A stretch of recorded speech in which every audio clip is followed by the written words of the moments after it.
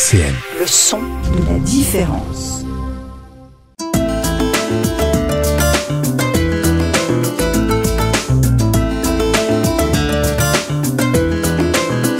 Les masques tombent sur RCN. Bonjour à toutes et à tous et bienvenue dans Les Masques tombent, l'émission où on parle de culture et de vie associative à Nancy et aux alentours. Vous pouvez nous retrouver en vidéo sur YouTube et en podcast sur le site de la radio www.rcn-radio.org. Aujourd'hui, je reçois Kelka, une autrice, compositrice, interprète française. RCN, Les masques tombent, Elisa Gautron. Bonjour Kelka. Bonjour Elisa. Comment tu vas ? Ça va bien, merci de me recevoir sur RCN. Merci à toi d'être venue, je suis très ravie de t'accueillir dans l'émission. Et moi je suis ravie d'être là. Alors est-ce que tu peux te présenter un petit peu pour les gens qui ne te connaîtraient pas ? Oui, alors je suis autrice, compositrice, interprète et parfois juste autrice-interprète parce qu'il m'arrive aussi de confier mes textes à d'autres compositeurs ou compositrices. Et d'ailleurs, sur l'album que j'ai sorti, il y a quelques compositions qui ne sont pas de moi. Il y a deux autres compositeurs et compositrices. Voilà, et donc j'ai fait beaucoup de scènes avant de me lancer dans l'enregistrement d'un album. J'ai tourné pas mal, notamment à Nancy. Il y a quelques années, je suis venue jouer à la MJC Pichon. D'accord. Parce que j'adore Nancy, j'y ai fait mes études. Justement, qu'est-ce que tu as fait comme études ? Est-ce que tu as fait des études de musique ou pas du tout ? Non, alors moi je jouais beaucoup de piano quand j'étais petite, de 7 à 18 ans on va dire, et j'ai fait beaucoup de danse aussi, puis je voulais vraiment être chanteuse, c'était mon rêve, mais j'étais dans une famille où ça devait rester des hobbies et où il fallait avoir un vrai métier, construire sa carrière, penser à sa retraite. Donc non, j'ai fait l'école de commerce à Nancy. Mais j'ai baigné là-dedans, j'ai baigné dans la musique et dans ce rêve. Et puis un jour, ce rêve m'a rattrapée. D'accord. Et il est venu toquer à ma porte et il m'a dit « Toc, toc, toc, est-ce que c'est ça que tu voulais vraiment faire ?» Et j'ai changé de voie, j'ai changé de vie. Je me suis remise à faire une formation où il y avait des cours de danse, de chant, de théâtre. D'accord. Et puis j'ai commencé à écrire des chansons comme ça. D'accord. Et tu as toujours voulu donc devenir chanteuse. Ouais. Qu'est-ce qui te plaisait le plus dans la musique ? Mais tout, en fait. Moi, ma grande idole, c'était Madonna. Alors, je ne fais pas du tout... mon univers actuel n'est pas du tout ressemblant à celui de Madonna, mais j'adorais... je passais des heures à regarder ses chorégraphies dans ses concerts et à reprendre des chorégraphies, à chanter les chansons. Et... Non, moi, voilà. Et j'ai des goûts musicaux très éclectiques, en fait. Je peux écouter autant de la chanson française que des chants du monde, du jazz, du R&B, de la pop. Enfin, ouais, t'écoutes un peu de tout. J'écoute un peu de tout. Et puis, j'aime bien danser aussi. Donc, je trouve qu'on peut danser plein de choses. Ouais. Donc, tu danses depuis toute petite. Tu fais quel type de danse ? Alors, moi, j'ai fait de la danse. On appelait ça de la danse rythmique. Après, du modern jazz, danse contemporaine. Et là, j'explore la danse libre, où tu laisses aller ton corps là où il a envie d'aller. D'accord. Et tu fais un peu comme tu veux. Voilà. Il n'y a pas de règles. Il n'y a pas de chorégraphie. Ouais. C'est pratique pour la mémoire. D'accord. Et comment t'as commencé le piano ? Alors, je ne saurais pas te dire si c'était... En fait, mes parents m'ont inscrite au solfège. À l'époque, on a fait 1 an de solfège. Je me souviens qu'on jouait avec des xylophones, avec des carillons, avec tout type d'instruments. Et on apprenait les bases de solfège. Et puis après, j'ai commencé le solfège en cours particulier. Ce n'était pas un conservatoire. Je vivais dans une petite ville de la région parisienne. C'était une prof de musique. D'accord, et tu t'es tournée tout de suite vers le piano ? C'était ton instrument de prédilection un peu, ou tu avais d'autres envies Non, ça a été tout de suite le piano. Ouais. Voilà. Maintenant, je fais un petit peu de guitare, mais ça reste très rudimentaire. D'accord, tu as appris toute seule la guitare Oui, totalement autodidacte. Et comme j'enseigne aussi la musique, notamment à des enfants, je me sers de la guitare pour accompagner pas mal de chansons pour enfants. Ça reste un répertoire assez simple. Oui, c'est sûr. Donc, tu chantes aussi depuis très longtemps. Qu'est-ce que tu aimes chanter le plus ? Qu'est-ce que j'aime chanter le plus ? Quel type de musique tu aimes chanter le plus ? Déjà mes chansons. C'est déjà un travail. C'est le principal. Après, j'adore la musique brésilienne, j'adore le jazz, et puis la chanson française, reprendre des titres de chansons françaises que j'aime.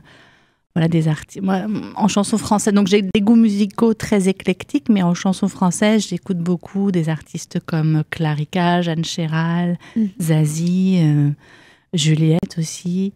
J'ai écouté pas mal Paris Combo. Voilà, Il y a plein de... Chloé Lacan, des artistes peut-être un petit peu moins connus, Chloé Lacan ou Amélie Lécrion. D'accord. Et donc, est-ce que tu as pris des cours de chant après ? Ah oui, ouais, j'en ai pris beaucoup. Ça a été je continue difficile d'ailleurs. Je continue, c'est toute une vie les cours de chant. Ouais, ça a été difficile d'apprendre vraiment à chanter en dehors dans ta salle de bain, je suppose. Ouais, c'est pas facile. Après, c'est un chemin passionnant. C'est aussi un rapport que tu peux avoir avec ta voix qui est pas toujours simple. Ouais. Autant avec la danse, je trouve que j'ai une liberté, je touche une liberté, autant avec le chant, il y a quand même un rapport à la voix à travailler. Et ouais, ça a été difficile, mais je te dis, ça continue en fait. J'ai pas fini. J'ai pas fini mon chemin. Ouais, tu continues toujours d'en prendre régulièrement. Alors oui, c'est par phase, on va dire. Par exemple, avant l'enregistrement de l'album que j'ai sorti cette année, qui s'appelle Balaye les nuages, j'ai pris des cours de chant pour bien fortifier la voix avant de passer en studio. Ouais, pour être au top, pour chanter tes chansons. Oui, ou par exemple, on est allé présenter le spectacle en 2019 au Festival Off d'Avignon. Pareil, je me suis pris quelques cours de chant avant de partir parce que c'est un gros marathon. Voilà, où on joue tous les jours, on chante tous les jours. D'accord, alors on va reparler justement de ça, du festival, de tes premières scènes, tout ça. Juste avant, on va écouter J'aime la chanson de ma ville, justement, qui vient de ton premier album. Les masques tombent sur RCN. On est toujours en compagnie de Kelka, une autrice, compositrice, interprète française. Kelka, tu as commencé tes premières scènes du coup en 2008 ? Oui. Bien ça. Ah oui. Comment ça s'est passé, tes toutes premières scènes ? Mes toutes premières scènes, en fait, j'ai rencontré une artiste qui s'appelait Zio. Et on a tout de suite accroché humainement et artistiquement. Et on s'est dit, donc elle composait, elle écrivait des chansons de son côté. Moi, je commençais les miennes. Donc on a commencé un spectacle où on entremêlait nos chansons par des liens de mise en scène. D'accord. Et on avait fait appel à une metteur en scène à l'époque pour nous aider à monter le spectacle. Et on a commencé comme ça, en fait. Elle chantait déjà, elle avait déjà fait des concerts. Moi, c'était mes premiers concerts que je faisais avec elle. Et c'est notamment à cette occasion-là qu'on a chanté à la MJC Pichon. D'accord. On est venu aussi à Épinal, un peu plus loin, mais pas très loin, au Lavoir Théâtre Georges Brassens. Et c'est comme ça que ça a démarré. En fait, à partir du moment où j'ai quitté mon travail, j'ai commencé vraiment à me mettre dans cette autre vie et j'ai rencontré plein d'artistes. J'ai participé à des ateliers d'écriture de chansons aussi pour bien apprendre les techniques d'écriture de chansons. Donc, dans ces ateliers, j'ai rencontré pas mal d'artistes avec lesquels soit j'ai collaboré, soit j'ai pu échanger des informations. Voilà, ça a commencé comme ça. D'accord, donc ça a permis petit à petit de te faire connaître.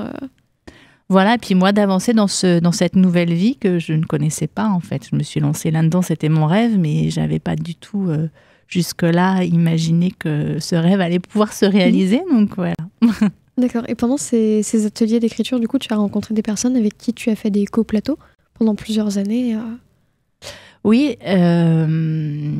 Alors, c'était pas forcément dans ces ateliers d'écriture, mais attends, je réfléchis. En tout cas, j'ai fait des très belles rencontres avec des artistes que je continue à côtoyer aujourd'hui et que j'aime beaucoup. Mais après, j'ai fait des coplateaux avec une artiste qui s'appelle Hélène Juren, mais je ne l'ai pas rencontrée dans le cadre de cet atelier. Je l'ai rencontrée dans le cadre de ce nouveau chemin de vie musical. D'accord. Et qu'est-ce que ça t'a apporté, tout ça ? Les rencontres ? Ouais, toutes ces rencontres. C'est un enrichissement personnel. Enfin, vraiment, moi, quand j'y repense, je ne reviendrai pas en arrière sur mon ancienne vie. Je trouve que voilà, j'adore découvrir la richesse d'expression de tous ces artistes que j'ai pu rencontrer. Et ça m'apporte le fait d'être bien, libre et en phase avec ce que j'avais envie de faire. D'accord. Et donc, c'est là que tu avais commencé à composer tes premières chansons ? Dans les ateliers, oui. En fait, au départ, d'ailleurs, je ne composais pas les chansons, j'écrivais juste les textes. Et j'avais passé une annonce pour trouver des compositeurs. Et à cette occasion-là, j'ai eu 2 réponses, enfin même 3. Une première réponse par un compositeur qui s'appelle Hervé Morisot et qui, en une semaine, avait composé une chanson qui n'est pas sur l'album, parce qu'elle est plus ancienne, avait composé une musique sur un de mes textes que j'ai trouvé super, génial, ça collait parfaitement. Donc on a eu l'occasion de collaborer ensemble et il y a 2 compositions et demie à lui dans l'album qui s'appelle Le Divan Vert, et Le Dernier Jour, ainsi qu'une chanson sur laquelle on a collaboré qui s'appelle Te faire voir ailleurs. Et c'était quoi la question? Je me perds. Peut-être tu as commencé donc, à composer tes premières chansons. Donc oui, les premières chansons, en fait, c'est pas moi qui les ai composées. Ensuite, je me suis mise à reprendre des cours de piano pour parfaire mes connaissances en termes harmoniques. Mm-hmm. Et puis, je me suis lancée dans la composition, tantôt avec le clavier, tantôt avec une guitare à la main. Et tantôt sur la chanson qu'on a écoutée, là, J'aime la chanson de ma ville. En fait, j'avais pris aussi des cours de percussion corporelle. Et du coup, suite à ces cours-là, j'ai eu cette idée de chansons sur la base d'une percussion corporelle qui fait torse-main, cuisse, torse-main, cuisse, torse-main, cuisse, torse-main, cuisse, etc. etc. D'accord, donc tu as appris pas mal de choses pendant toutes ces années pour pouvoir te perfectionner et puis pouvoir composer tes chansons en soi toi-même. Oui, tout à fait. Tu tenais à les composer toi-même pour la plupart? C'est pas que je tenais, c'est que quand je suis inspirée, j'y vais. Ouais. J'y vais et quand j'ai pas envie d'y aller, je passe mon texte à quelqu'un d'autre. Il n'y a pas de règles où il n'y avait pas... mais ouais, je suis mon chemin comme ça, au feeling.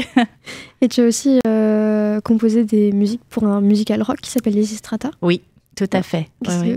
Comment c'était de composer des musiques pour une comédie musicale comme ça Ah, c'était super.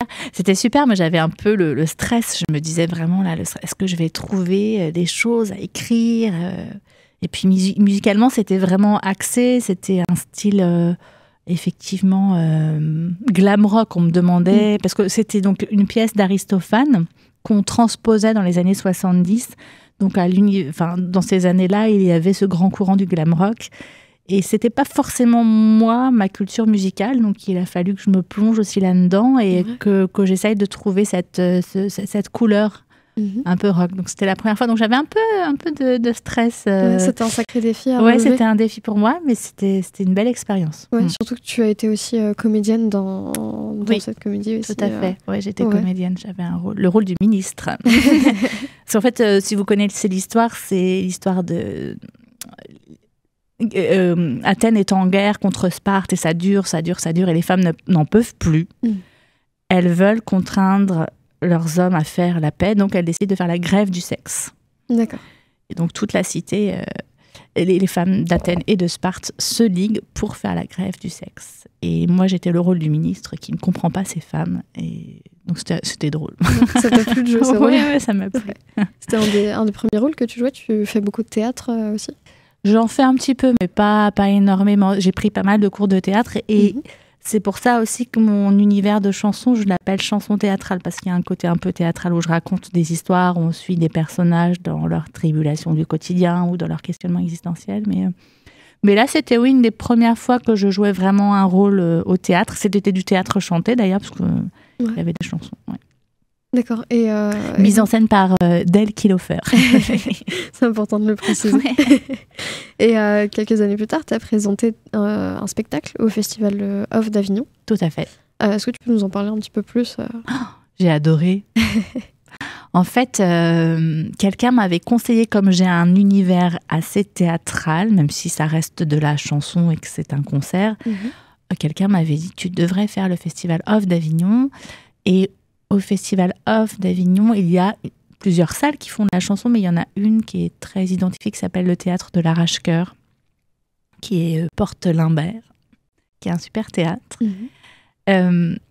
Et en 6 mois, j'ai préparé le festival. C'est beaucoup, beaucoup de travail de trouver les financements, de trouver le logement, de faire de la communication, de répéter avec les musiciens. En plus, on est contraint d'avoir 1 heure de spectacle parce que sur Avignon, les spectacles s'enchaînent les uns à la suite des autres. Donc, il y a des théâtres où il y a peut-être 7 spectacles dans la journée, donc ça va très vite. Et en fait, je découvre... j'étais passée à Avignon quelques années avant, mais j'avais pas trop de souvenirs. Et là, j'ai découvert le festival et j'ai kiffé. Mais vraiment, quoi. J'ai kiffé parce qu'il y a une ambiance effervescente où tu fais plein de rencontres, à la fois avec le public, parce que tu fais aussi des parades dans la rue, tu leur chantes des chansons... pour essayer de faire venir quand tu as 1400, 1500 spectacles par jour qui se jouent là-bas, il faut attirer du public pour ton spectacle. Alors, il y a un gros catalogue où tout est répertorié, donc les gens sont avec leur gros catalogue sous le bras, mais ça suffit pas, quoi. Oui. Donc c'était génial de pouvoir, j'aimais bien, avec les musiciens, on se faisait des parades dans la rue, on chantait des chansons aux gens. Et j'ai adoré ce rapport-là. Puis c'est aussi un lieu où tu rencontres du coup beaucoup de professionnels, beaucoup de programmateurs ou de médias qui viennent voir les spectacles. Et c'est un concentré de vie. Et j'ai adoré. Ouais. D'accord. Et toi, après, c'est beaucoup de boulot. Ouais. Et du coup, qu'est-ce que tu as présenté comme spectacle ? C'est le spectacle qui finalement a abouti à l'album Balaye les nuages,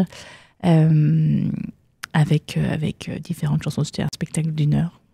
D'accord, donc c'était avec différentes chansons, t'as mélangé avec le théâtre aussi un petit peu du coup Oui, ça reste, ce que je disais, ça reste un concert, ça reste des chansons, mais c'est la façon dont les chansons sont tournées qui est assez théâtrale en fait.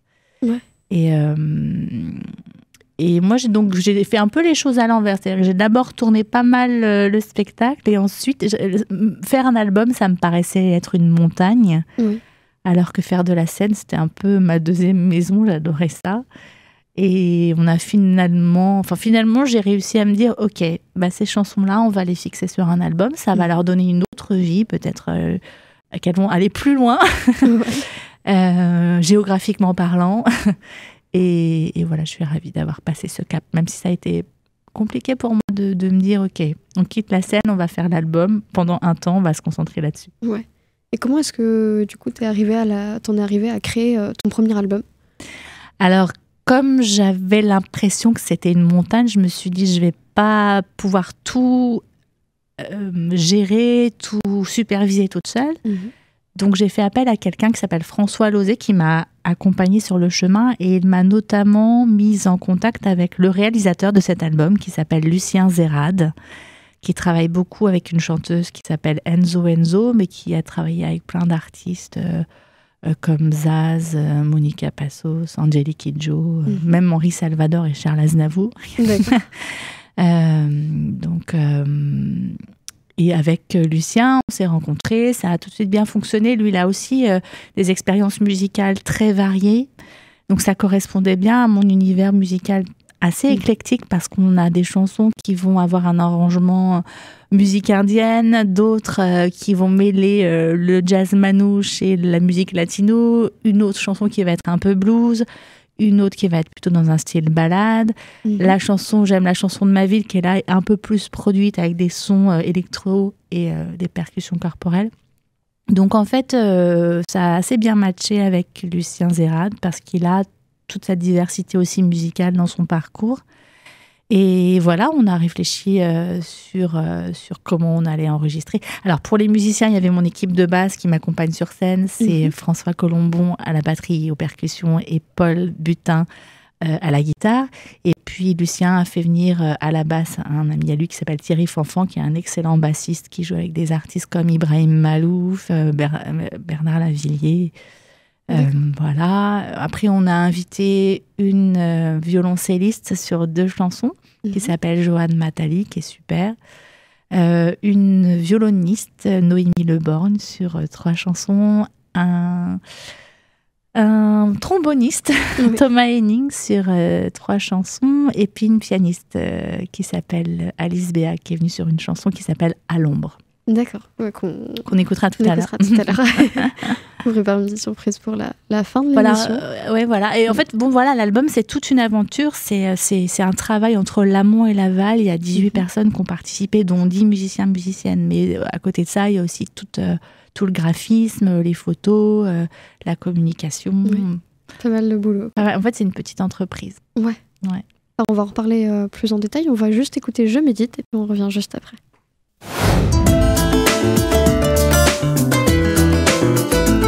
Les masques tombent sur RCN, Elisa Gautron. On est toujours avec Kelka, autrice, compositrice, interprète. Kelka, tu as sorti ton premier album cette année ? Oui. Qui est sorti du coup en mars 2023. En mars 2023 et qui s'appelle Balaye les nuages. Qui s'appelle Balaye les nuages, en effet. De quoi ça parle cet album ? Alors, le titre Balaye les nuages, c'est en fait la continuité du spectacle. Le visuel du spectacle, c'était un immeuble au-dessus duquel moi j'étais en train de balayer les nuages et on voyait aux fenêtres de cet immeuble différents personnages qu'on peut croiser dans mes chansons. Et quand je me suis dit on va faire un album, j'ai trouvé ça logique d'avoir ce titre Balaye les nuages. Et dans mes chansons, il y a souvent des problématiques de société et il y a souvent des choses pas forcément très drôles. On parle de solitude, on parle... tout à l'heure, j'aime la chanson de ma ville, c'était la thématique du harcèlement de rue. C'est balayer les nuages, voilà, la vie elle n'est pas toujours facile, mais au bout du compte il peut y avoir la lumière et on peut essayer de balayer les nuages. Et on a ouvert l'album par Je médite parce qu'en méditation souvent on dit ça, que les pensées sont comme des nuages qu'il faut laisser filer. Donc là, balayer les nuages, il y a quelque chose de plus... Ça t'a inspiré Ouais. Balayer les nuages, il y a quelque chose de plus volontariste, tu vois, parce qu'il y a une action à entreprendre pour que ça aille mieux. Mais voilà, chaque chanson est comme un petit court-métrage, une petite histoire avec une problématique du quotidien ou un sujet de société. D'accord, c'est des sujets qui te tiennent à cœur, dont tu avais envie de parler dans ton album ? Oui, voilà, je pense que quand on écrit des chansons, là où on est le plus juste, c'est quand les sujets nous touchent, qu'on est touché par les sujets, soit parce que ça nous arrive à nous, soit parce qu'on est touché par des choses qui arrivent à des gens qui sont autour de nous, soit parce qu'on est touché par des sujets qui se passent autour de nous dans notre société. Voilà. Donc, par exemple, voilà, il y a une chanson qui s'appelle « Où est-ce que tu dors ce soir ?» et c'est l'histoire d'une petite fille qui parle à une femme qui est sans domicile fixe dans la rue en lui demandant « Où est-ce que tu vas dormir ce soir ?» Il y a une chanson qui s'appelle Stressée, où c'est une mère célibataire qui n'en peut plus d'être une Wonder Woman, qui doit briller sur tous les fronts et qui un beau matin est en burn-out et décide de ne plus rien faire. Donc il y a plein de sujets comme ça. D'accord, et ce serait quoi ta chanson préférée de l'album ? Est-ce que t'en as une c'est dur. Est-ce que t'en as une qui sort du lot, que t'aimes un peu plus Ouais, c'est compliqué. En fait, j'aime beaucoup Je médite. En plus, on a fait un joli clip dessus que vous pouvez trouver sur YouTube si vous tapez Kelka, K-E-L-K-A, Je médite, clip officiel. Oui, je l'aime beaucoup parce que justement, j'aime le sujet. C'est assez... Au départ, on croit que c'est pas très sérieux, mais en fait, à la fin, il y a ce message-là, et j'en suis persuadée que si tout le monde méditait, finalement, on éviterait peut-être les guerres, on éviterait beaucoup de choses négatives sur cette terre, et on effacerait trop de sécurité sociale. Donc, il y a un côté décalé, il y a un côté théâtral aussi, puisqu'il y a une partie parlée. Et oui, j'aime bien cette chanson. Puis elle ouvre l'album, et je trouve qu'elle est... je l'aime. D'accord. J'aime bien l'arrangement qu'on a trouvé aussi avec Lucien. D'accord. Et qu'est-ce que ça t'a fait, du coup, de sortir ton premier album, de pouvoir le tenir entre les mains Alors, j'étais très heureuse. Et en fait, c'est assez bizarre parce que en même temps, la vie m'a apporté un gros nuage personnel à balayer. Donc, ça a été compliqué pour moi aussi. Mais... j'étais fière et très heureuse d'avoir pu sortir cet album. Il a juste fallu que j'avance sur le chemin de cet album avec des vents contraires. C'est comme ça, c'est la vie. En fait, le titre était assez prémonitoire finalement. L'album s'appelle Balaye les nuages et juste au moment où ça sortait, je vous dirai pas ce que c'est, mais ça a été très très dur. Ouais. Mais bon, ça va. Je suis heureuse d'avoir mené cet album à terme, puisque j'ai mis très longtemps à me décider à le faire. Donc... Et c'est chouette, il a été soutenu aussi par un organisme qui s'appelle le Centre National de la Musique. On a eu beaucoup de soutien, on avait fait une campagne de financement participatif aussi sur une plateforme qui s'appelle ProArty. Et on a eu 216 soutiens. D'accord. Donc on a eu des belles... je sais que RCN programme des titres, diffuse des titres de l'album. Donc on a des beaux retours. Donc ça fait du bien, des beaux rayons de soleil. Des beaux rayons de soleil. Super. Du coup, ton album est sorti en mars. Il est disponible sur toutes les plateformes. Toutes les plateformes numériques. Il est aussi disponible en physique. Sur tous les sites où on peut commander des CD. Ça marche. Merci beaucoup, Kelka. Merci, Elisa. Merci, Pierre. Est-ce que nous faire une petite musique en live ? Oui. Alors, la chanson s'appelle « À l'ombre ». Et... ça, c'est aussi un sujet qui me touche. Elle parle quelque part de la mort. En fait, je me suis toujours demandé qu'est-ce qu'on ferait de mes affaires une fois que je serais décédée. D'accord. Et je pense que c'est aussi quelque chose, une question à laquelle on fait face quand on doit vider la maison d'une personne décédée. Parce qu'on doit ranger toutes ses affaires, on doit trier, et puis ça fait remonter des souvenirs, etc. Donc, à l'ombre. À l'ombre, à l'ombre, lorsque je serai à l'ombre de 4 planches, tranquilles sous la terre, chatouillées et massées par des petits vers. Je me demande ce que vous ferez de mes chaussettes orphelines que je range dans un sac fuchsia sur l'étagère de ma cuisine, à côté des modes d'emploi, des pièces jaunes qui se cachent aux 4 coins de ma maison ou dans mes poches de pantalon. Il y a sûrement de quoi se faire un bon repas. De ces montagnes de vêtements qui ont grandi comme vous, mes enfants. Je sais, certains pulls sont troués, mais je n'arrive pas à les jeter. De tous ces pots de confiture qui viennent des fruits de mon jardin, même si j'en donne, oui, je vous jure, il y a sûrement de quoi ouvrir un magasin.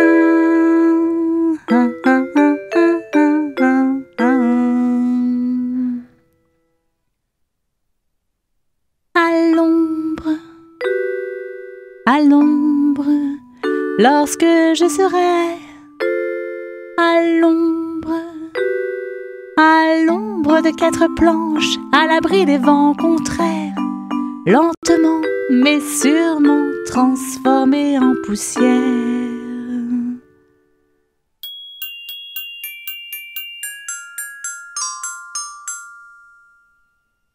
Je me demande ce que vous ferez de ces brouettes de journaux que je me suis promis de lire pour creuser l'actualité.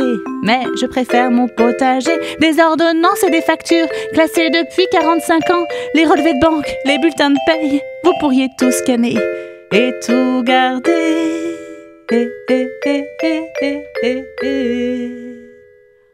De toutes les photos de la famille depuis 3 générations, des mariages, des communions et nos vacances à Quiberon, des 33 tours et des CD, il faudrait que j'en fasse l'inventaire. Promettez-moi de pas les jeter, vous pourriez peut-être devenir disquaire.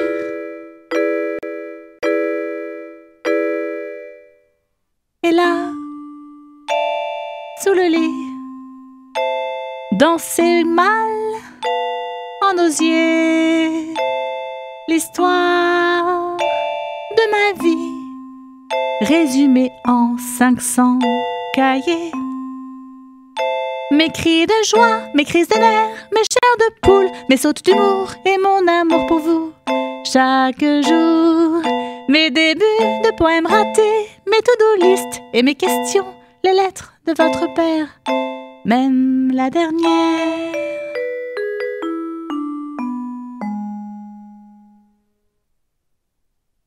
Que ferez-vous de tout ça?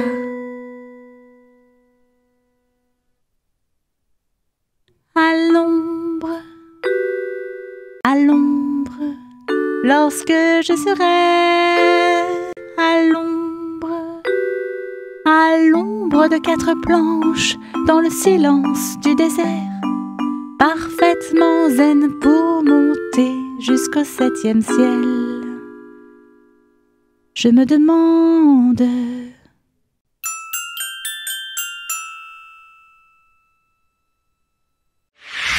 RCN, www.rcn-radio.org